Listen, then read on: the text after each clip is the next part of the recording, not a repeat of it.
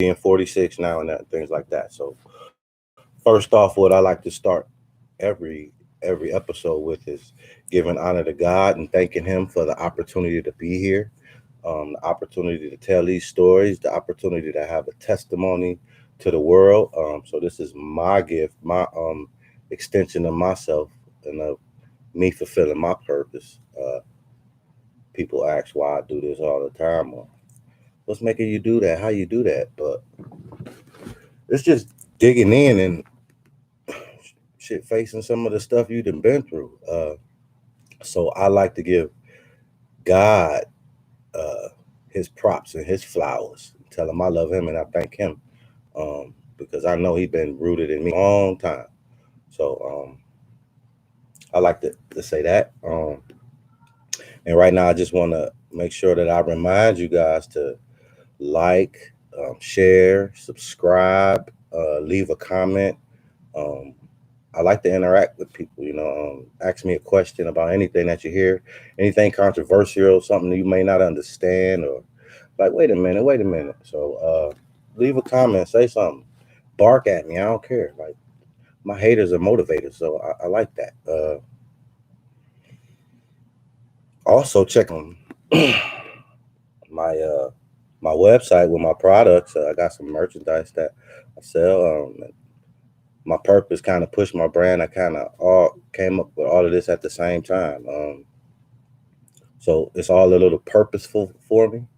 Um, so yeah, support that. Just check it out. Let me know what you think about that too. Um, so it's Father's Day weekend. Um, and the last episode, I kind of honored our mother and father. Like I kind of gave my dad the short end of the stick, which was not deserving. But I want to tell him first of all, happy birthday, pops. I know it's your birthday, June 18th. Gemini. Uh, happy birthday, pops. I love you. Uh, you got shorted on the episode, but you know you mean so much to me now, and we ain't even got to get mushy with it. We know what it is. But pops is a big supporter. I love my pops. Happy birthday, happy Father's Day to you, man. I wish I was there with you. But yeah, funny story about my dad because where I want to start with this kind of start with my cousin. My brother and my cousin was the first dudes that knew like I was like happy about it, excited about it. So like we used to sit around and we used to do this little corny shit. We had all kind of corny stuff we used to always do. Uh he would we used to have these uh initials for our dads. And my dad had the fucked up name, and I ain't even gonna put his name out there what we call him. But my brother's dad's initials was JC, so he was just cooling, and my cousin's was his uh initials was LL, so his was ladies love. So like they had the cool names. My dad had a jacked up name, and I ain't even gonna tell you what his name was, but his initials was FP. It was jacked up too. Like I didn't even appreciate that, but it was funny. It was funny. But I want to happy Father's Day, Dad. Say it again because I love that dude. But um, today's episode uh is really um I could say it could be temperamental, but I hope it display it and the fact right. I hope it ain't slighted towards anybody. I don't want nobody to feel no kind of way, but I'm only depicting these stories and these things to my understanding and hindsight and my perspective. And I literally try to be fair. I know it's two sides to every story, so we gotta keep that in mind. And I definitely keep the door open to any conversation, to anybody who know they input with this stuff, breaking chains, break chains, endless boundaries. Like we gotta go. So yo, yeah, shout out to my dude AWOL. Y'all know my Mr. Dress Up on Instagram. He did a lot of my logos. He did a lot of work for me. He a solid dude. Yeah, he a solid dude. He don't break down on his price, but you get what you pay for. I put it that way too. Full circle with this. We connect. traumatize us and trigger us for the rest of our life. Um, we just gotta. So the door always open. I'm gonna put it there. So we start to unpack this, and I'm gonna talk about this because, like I told y'all, God been rooted in my spirit, and I ain't here to preach, but y'all gonna hear me speak about God in my life a lot. And I'm not here to preach about nobody, to nobody. But like I'm a hood nigga, street dude. I done did dirt, all that, and did all that. So like this just me being real and telling my story. So I'm gonna start with my first job. Me, my brother, and my cousin, we used to work at the church every weekend. Pastor Remy Knight, my dude, solid dude, a pillar in my life too, and I get to that. But he on Lee Road, Progressive Baptist Church, that little white church. Can't I know everybody in Cleveland and rolled past that church before? But they got a big green grass lawn, and I used to cut that lawn every Saturday for years. I'm put it like that. So we worked at the church every Sunday, cleaning the church, making sure it was cleaned up, vacuuming, mopping the floors, all that stuff, cleaning up the yard, doing the flowers. I learned all of that hard work ethic with my pastor, Reverend Edward McKnight. And the only reason I went to this story because some of this stuff connects, right? Is because I had my first girl, like going in, like not having sex. I was still a virgin, but like literally, Reverend Knight caught us in the back of his car before he was taking, because she came to work to help clean up too one Sunday, right? Because they used to all ride the church bus. Oh my God, church bus. Yes. But we all rode the church bus. So he had recruited like a couple kids to work on this. But me and my brother and my cousin, we was solid. Like we was the first ones to, like, we was solid every Saturday. But it was a couple other kids that used to come every now and then. And we made $25 every Saturday, me and my cousin. $25 and we go home. Saturday was cool. We went to candy store, all that. But like I say that to say, Remy Knight caught us, me and that girl, in the back of the car kissing. And he was so upset with me. So upset. Like he was like this in the car for a minute. Just I don't think he knew what to say. He probably wanted to whoop my butt like one of his kids, like one of his older sons. But like he just sat and looked at me in the car like this. And I can't remember the conversation, but he gave me a it was a soft conversation about girls. He kind of like enlightened me on girls, and like that was stuff that I wasn't supposed to be doing. But that just made me want to do it because I'm gonna be real. Um my my mother, my daughters, if y'all just don't listen to this part, close your ears. Like she was the one that literally rubbed the nigga pants until he was wet himself. I did it. Like that's where that came first. That was that. So like I wanted to know what it was about. Like I needed to know. So like that's why I say I think she turned me out. Like she literally like, yeah. I was probably 13, 14. She made me curious about everything. So like I only say that to put that into perspective about my work ethic and learning about how I know God. Like I don't know how they tether, but like when I think about it, that situation where I was learning aspects of being a man, work ethic, and the other part of being a man and with being and dealing with women. And that's the story of my life. So I tell that story and I'm unpacking that while I'm breaking down. Um, I'm gonna just keep going, y'all, and I'll tell y'all when I'm unpacking and everything. But I'm gonna just keep going. So I worked there, met my first girlfriend. He gave me my first talk. So after that, like I had a few girlfriends. You know what I'm saying? I had like I literally was curious, and my curiosity drove me, and I finally had my experiences, right? And I had girlfriends. Like I wasn't running around. I had my girlfriends, and I used to just like we had our experiences and stuff. Like so, I'm trying to lay a little foundation to let y'all know. Like okay, I was having sex. I was having sex by the age of 14, 15, 16. Right. So I was this. Okay, check dig. Now I just stole that. That's shout out to J Jig Cicero. That's my cousin. That's her. She coined that word. Like I like him saying it. But check dig this. She a dope artist too. Like y'all gotta check her out on Instagram too. Ghostwriter. She make everything tighter for real. So I could literally, and I ain't get a chance to ask my wife. I gotta ask my wife. Y'all let me know what y'all feel about this in the comments. Like we'll figure it out. But I literally realized, like, so I go through these episodes and I literally format them, like, so I won't be out here just rattling my brain off, and I'm trying to tie things together and literally going through reflections and trying to express it to y'all, right? So like I literally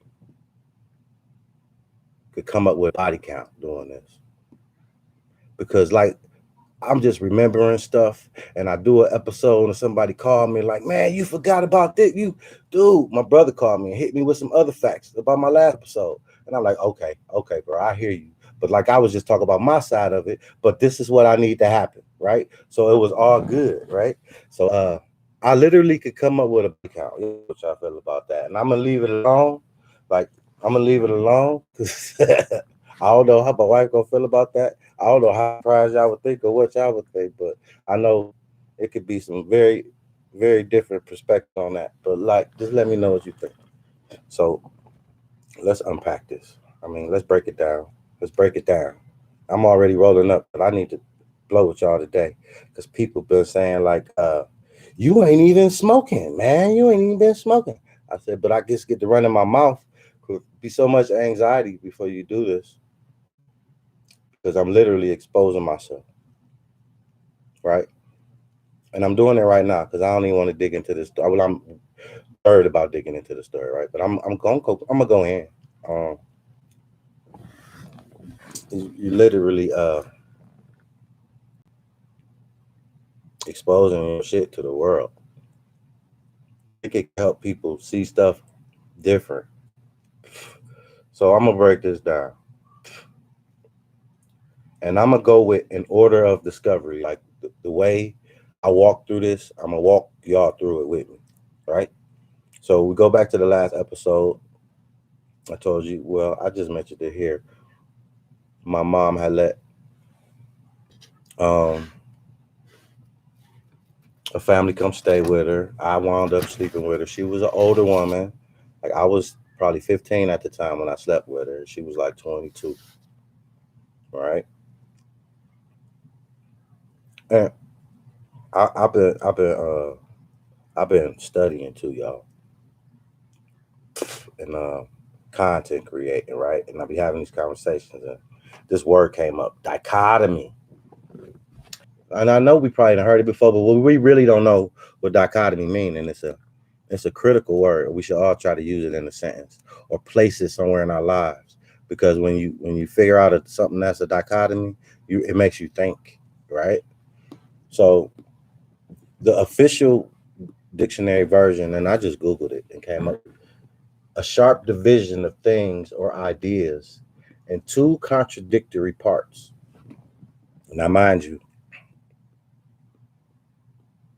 there's a few of these things that went through my mind at the age of 16, right? And to give you a little bit of perspective before I start this story,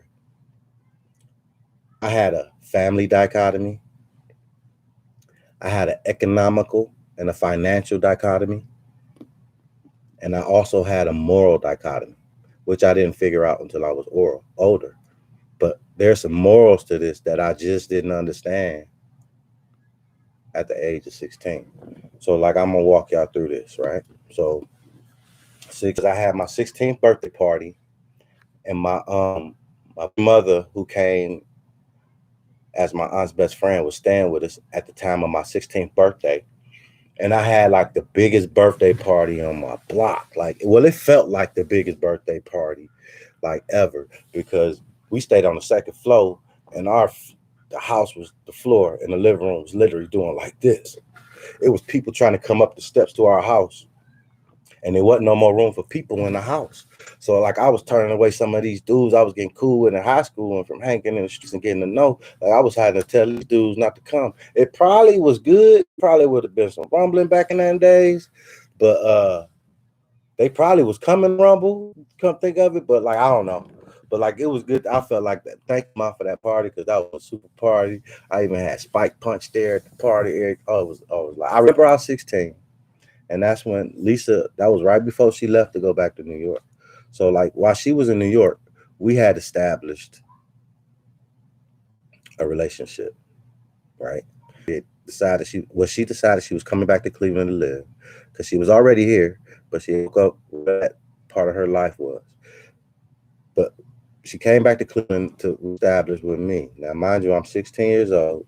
She got two baby boys, probably 4, 5, 5, 6. And they still my boys to this day.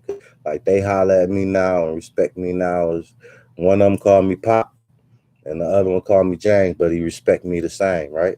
So like I love them boys, and they always been a part of my life, always been a part of my life. So, um, she came back.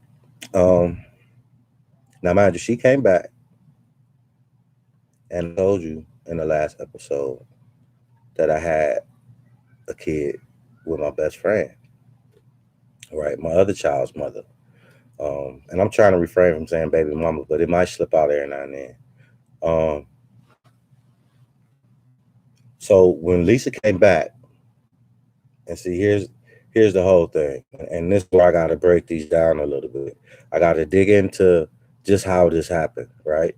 So Lisa came back. So I thought this was the situation I was dealing with.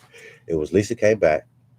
Eventually, my mother found out that she was pregnant by me because she was hiding it a little bit when she came back. She was probably 4, 5 months pregnant, right? And uh-oh, y'all, I ain't got a lighter. Ain't this bother? So she came back. My mother found out about her being pregnant by me, and my mother was not happy about it. Like I can open her doors to our home for her. Oh my god! But she probably felt betrayed. But it was a lot of emotions, and this is a dynamic to this situation that was a little hard because if you remember, I was going through this epidemic then, right? I'm gonna say it. Like I explained that my family was in the epidemic last episode, talk about my mom got caught in the epidemic, but it was the crack epidemic, right? Um, my family was caught. I got caught up in it. Mom was caught up in it. Um, and that it happened. Like I know it happened to a few people, but it happened. So this caused a lot of emotions in me because at this time I was starting to see my mother go down another road, right? Um, and so she was mad at me. I was trying to move out and establish something with Lisa because she wanted to get a place and have somewhere to live. And I was going to do that with her. I was going on that journey with her. I opened up. I'm about to be a dad to my kid. You know what I'm saying? I'm gonna be. I don't know how, but I plan on trying to be the best thing that I was showed how to do by the guys that was in my life. So like, this is where I was at. Like, this is like, and what nothing wrong with that. Like, I ain't see nothing wrong with being stepping up for some other kids if I had to. Like, because it was other guys that did that for me. I found out, right? So that was that part, right? So that's a whole like just imagine that like you banging with your mom, you got your girl over here, your baby, and they banging heads, and like your mom don't want you to go nowhere. She her trying to hold on to you, but you seeing your mom in another light, and it's like she just going against everything that you trying to do that you think you doing right. So like it was a lot, you know what I'm saying? And so I look at how my mother felt. I try to look at how my mother felt. I try to look at how my child's mother felt in that situation. And you just try to come to an understanding. Like, So those things all happened, but ain't nobody fault. It wasn't nobody fault. Like everybody made choices. That's what it was. Everybody made their choices. So like you look at that, and that's one half. So mind you, like all this going on, I go walk around the corner to my old neighborhood, and I see my best friend. Who you pregnant by? This your baby. What? This your baby. Now mind you, I'm thinking and I'm wondering, well, why you ain't told me? Why you ain't came and said nothing to me? Like why you ain't what's happening? Right? I don't remember why, but I remember wondering why she hadn't told me. Like it had been, she was 8 months. Like, so it had to be like at least we had moved from the neighborhood into the trap. Remember, so like this part of like we had not been around each other for a minute. Like we had moved out the. So I go back in the neighborhood, check, um, and she pregnant and it's a surprise, right? So I go back, like tell my mama, tell my other child's mother what's going on. Now my other child's mother supportive, like okay, well you gotta, because I think they kind of knew each other, because like remember she stayed with us on our old street for a little while, so they had to see each other. So like I think they was familiar with each other. um but so like I didn't understand. So this brought me to this part where I just thought about the next traumatic event in my life. And this part mother, the surprise child's mother, just so y'all could separate the two.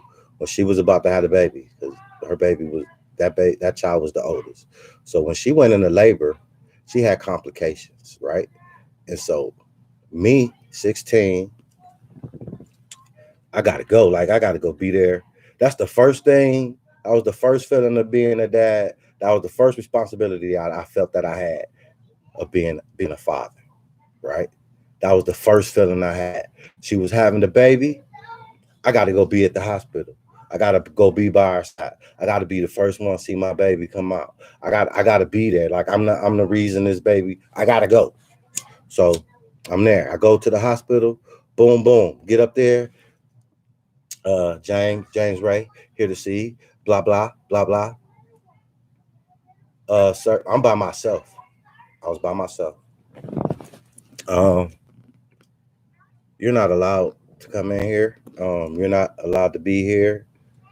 And I can't remember if it was or who it was. I think it was her oldest sister or something. One of her came and was like, "Yeah, mommy and daddy, blah blah blah. They don't want you around." Da, da, da, da, da, da. And it's the first. And I'm like, I start crying in the hallway. I was like crying. I was mad. Like I was hurt.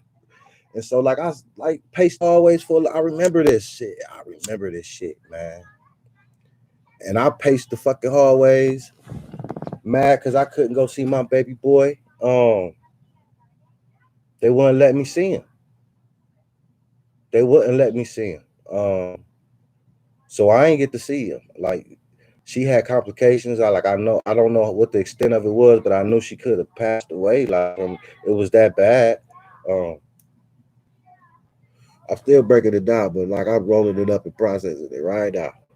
Okay, so we still didn't get to see him. Like so, the first time I remember seeing him, I think he was 3, 4 months old. Um, and I'm old now, y'all. So like some of these dates might be off for a month or two or a year or two. But remember, I was 16, that's for sure. And so when I finally got to see him, she told me to come over a certain time, blah blah blah. Make sure I be on time, da da da da. So I come over, I realized ain't nobody there. Snuck me over there to see him. So it's the first time I seen my baby boy, and I remember the outfit he had on. It was kind of like a bluish purple outfit with some stripes on it, with the solid pants and the hat that matched the shirt. Like he was looking so beautiful to me. Like, and I just held him in my hands, and I just like this was something I made.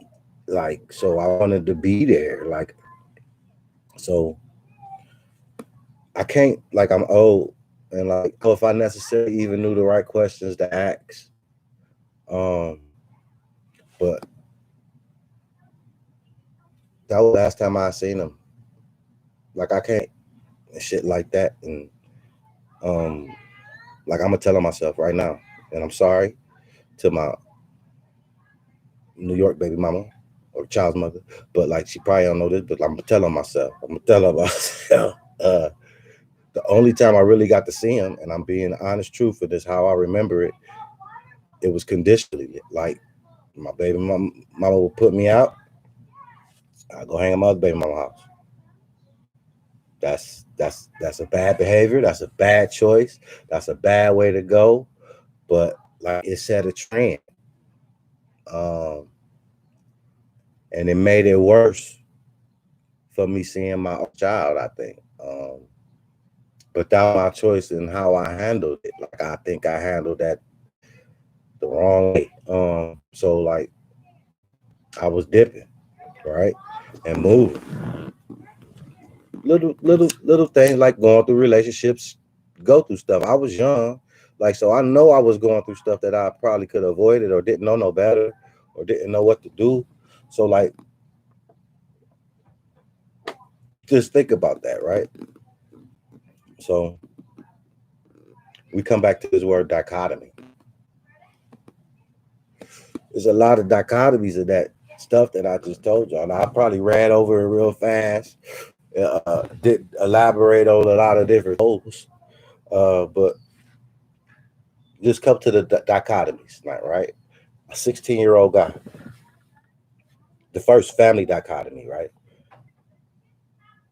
With my mom, it was like a love hate thing. I felt like she was pushing against what I was trying to do, what was right, and she was sitting here doing something that was taking her in the wrong path. Like, so I had to make a choice, right? Um, Another family dichotomy. Here I am, a double dad at 16, and I found all of this stuff out within like a 2-3 month time frame. Like, a year didn't pass and I was a dad. Like, I found out, like, my baby mama came back to my mama, that stuff got exposed, my mama got mad. Probably within that month or two, I went around the corner, found out I had another baby on the way. Come back, hey, I got 2 kids coming. My mama tripping. She probably emotional, feeling betrayed. I'm her oldest. She probably didn't even think I was having sex. I think she did know I was having sex, but like, she was like, "Oh, what the hell?" And she a little sick with this crack and all this shit. So like, just think about all those things was going on around me. Like, I'm 16 and I'm full of myself, so I'm only thinking about myself and how people making me feel and how, like, what they doing to me. And so it's a dichotomy to this, right? Sharp, contradictory ideas. Right choice at 16, and being responsible was the right thing or the wrong thing to do, right? The other dichotomy, financial, the economic dichotomy of it. Like I said, I had work ethic. I knew how to work hard. I had a summer job. I worked at Caproni's Pizza. Like, I literally trying to sell drugs and work at the same time. I tried to do both, but which one do I do? Like, selling drugs got me in a little bit of trouble in the future. You know what I'm saying? And it turned, how much money could I make and take care of 4 kids, or take care of 2 and myself? Like, it was a lot. It was a lot to deal with. It was a lot. I was 16, and the moral dichotomy to this is only coming from hindsight perspective, right? Now, when I look back at that, and this the part that hurt y'all, you know what I'm saying? When you look back at that, and it give you a better look at what happened, right? And the things that I chose to do. Um, I try to give myself a little grace, and a little credit, right? Because like I think I'm a good guy. I try to be a good guy, but so I stepped up. The moral part of this is like I stepped up, and I raised those two boys for a little bit before things change, and I raised my kid. Um, but the dichotomy to that is I gotta reflect to my 16-year-old way of thinking, but it still make me upset with myself, right? Like why couldn't I have did that different? Why couldn't I have do? You know what I'm saying? And remember, like I hadn't met my real dad yet, not yet, not quite, and I didn't have a male role model anymore. Like, so I thought I was doing the right thing. I thought I was making the right choices, and this is where I guess you got to reflect and you got to blow that shit out, right? Because you can't go back, right?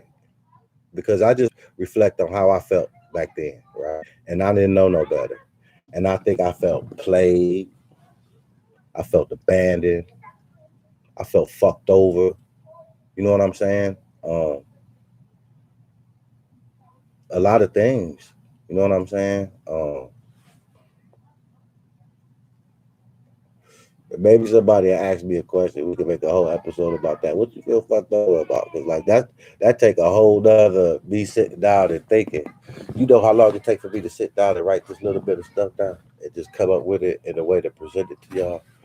So I don't think nothing happens coincidentally. I think things happen for a reason. Um, so when I look at these things and I start looking back, I don't feel like I was a victim. I feel like I was a product of my choices and the choices that I make. I'm a big guy on choices. Like I'm a big guy on choices. Like uh, I think I had a conversation with all my kids about choices, and I had a big spill of choices. They probably, they got anything, how much choice. But like I made some bad ones, so I know choices matter, right? So it's about choices, and as you get older, and then the sooner you catch on to this, so much better a person you will be. Um, and we blowing this shit out right now, y'all. A little buzz, like yeah, I feel really nice. So this the whole thing, right? This is just like therapy, man. You unpack this shit, you break it down. Okay, what's all the shit I went through? Now, why I think that happened? Why I think that happened? Why you think she felt like that? Why they feel like that? Okay, that's why I was feeling like that. But it wasn't her fault. It wasn't his fault. It was. So you got to look at those type of things, right? Like I got to look back at the fact why they didn't want me around. Why my kids, uh, my first child, my oldest child's grandparents didn't want me around. And I got to look at that, right? And so like and I got to go back to this because I need to be even and tell both sides of the story. So when I reflected on that, I had to literally go and think like, okay, I remember her dad, and at first he like ain't like me a little bit, right? Like I said, we was in two different tax brackets. They owned their house, we just rented our house on the corner, so like they probably seen us a little bit different, like you know what I'm saying, like we didn't know the difference. But like sometimes you would feel that little difference, right? So and I'm not knocking them because they was really nice to me because they didn't fail me sometimes. They was nice to me. They used to let me come in their yard. Like he probably that was his baby girl for one. I I think she probably was the first or second on his kids to have a baby, and she wasn't supposed to be pregnant. She was just about to graduate high school and go to college because I was supposed to go to prom with her as a friend and everything. And so, like, he probably was pissed off at me. I'm just thinking about myself as a dad now and how I acted. He probably was hot. He probably wanted to kill me. So, like, that probably drove some of the emotion behind some of that, right? And I remember how her mother used to be like kind of real sweet to me on the side, but like be submissive to her husband at the same time. So like you got to go back and I'm glad I just went back and told y'all that because that's a perfect example of trying to understand what the fuck go on in your life. Flat out. A perspective. Here I go. Here go my closing. Here go my closing. You got to reflect on things as you get older, and as the sooner you grasp some of these concepts, and what I mean, y'all, is not violence. The sooner you grasp the concept of reflecting on yourself and you reevaluating yourself and your situations and your choices and the things you take yourself through, and once you face them things down and you do your absolute best to keep it 100 with yourself, and you change and apply the behavior, oh my God. I'm just saying. I'm just saying. I'm just saying. The shit is real. Like you gotta reflect yourself. And you gotta be able to express it sometimes. I know that's something that's what everybody tell me. I got a little niche at is trying to express stuff and getting the point across. So expressions and reflections is something I stand by. Another two words that's bigger than those. In life, and I'm gonna tell y'all where I got these words from, the Bible.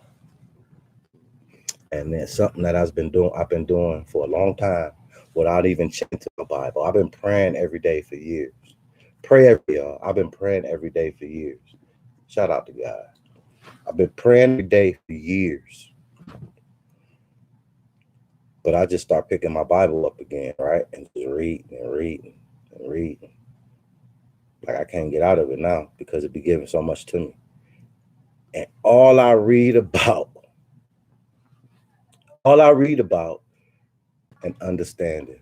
And that's something I've been digging into a lot, trying to understand other people's perspectives, other lenses people look through, how everybody else may see something. And I try to step into today's shoes or try to understand where they're coming from. It gives you so much power to oneself, to the spirit. It make you move different. It make you react different. So come to an understanding, and with understanding, you become wise. Um, you become wise, and y'all listen to me because where I get this from is that Bible, the mighty, mighty Bible, the book of life lessons. Whole, like the stories are old, like yeah, they old stories, but if you dig into them stories, and then and that's what some pastors are really good at, putting them old Bible stories and those old situations into more relative situations now that we can relate to. So like I know some of the young ones might not feel that, right? But that's literally what a good pastor could do right now. So like I'm just telling you, God all rooted through me, and I'm suited and booted with him. Like I ain't where I need to be. I ain't where he got me going. I know I ain't, but I'm reaching. And so like I ain't a Bible story, but like just saying, God, pray every day. So like what I'm trying to say and what I'm trying to reflect, and I know I seem controversial right now because I just lit my blunt and I'm talking about God, but I think this is how what we to relate to y'all, to be honest. So for now, seek understanding. Okay? Seek understanding. Seek wisdom. No, seek understanding. With understanding, you will find wisdom. Wisdom will come. Wisdom is one of the sweetest things to fall off your lips. Because when you start to get wise, oh my God, you get blessing so many lives. Like I see it in other people now. Blessing me. I see it. Sometimes you got to see your blessings. You got to look for your blessings. They don't always just drop in your lap. You got to look for them. So I learned that. Yeah. Words. Wise words. So I say that. And that was a lot for me today, y'all. 43 minutes. I went in. So that was a lot for me. I appreciate anybody who comes by to like it, subscribe, leave a comment, let me know what y'all think about it. Y'all want me to keep going, say yay or nay. I think I'm gonna keep going anyway, but let me know what y'all feel. Share, subscribe, tap into my Instagram. My personal account is JRINC the underscore, something like that. And I got, which is my Instagram for my merchandise, and chestsandproducts.com. That's where you find the whole website, everything, all that. And again, shout out to my brother. I love you for tapping in with me. Shout out to everybody that tap in with me. I want to shout out my wife, co-creator with me, co-content creator with me, big supporter. And I like to shout out my other co-creator, Rachelle, her best friend. Two dope ass women. Yeah, they like I can do none of this without being influenced by them. So like I appreciate them. Um, yeah, I love y'all. This is me. Uh, I hope y'all appreciate this content. I hope y'all get something from it. I hope y'all share with me. I hope y'all like this. I hope y'all listen in.